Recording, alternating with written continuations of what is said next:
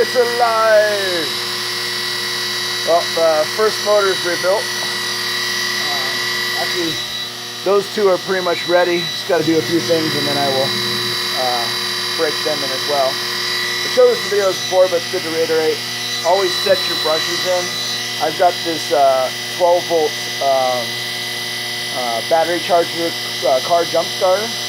And if you actually use engine start, it doesn't need to see a voltage for it to go ahead and send out that 12 volts.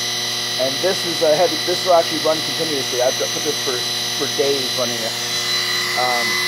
Though I have noticed that maybe it's just my imagination, but I'm pretty sure these spin at a higher speed at 12 volts because John has removed the material to lighten it up and reducing some of the back EMF, so that raises the RPM limit for the same voltage. So I don't have a good way to put a tack on here.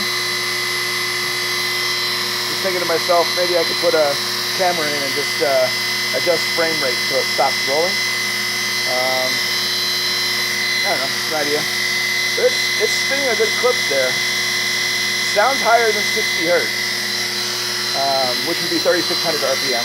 So if you ever heard 60 hertz for a standard AC motor, depending on how it's wired, it could be 100, 1800 volts but like a solenoid. Anyway, I'll throw a tack on it, figure out the RPM, but somehow. But I'm just gonna let this run. I usually let these run for a day or so. No sparks or anything, as there should be. That sets the brushes in. I scuffed up the comb with light sandpaper to remove the original residue.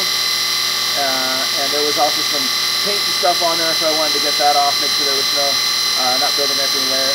These brushes also had some chipping out, so one of the things you can do is you can come in and you can push in on that, and that will help set the brushes in faster. So do it a little bit more scientifically than just sticking your finger in there.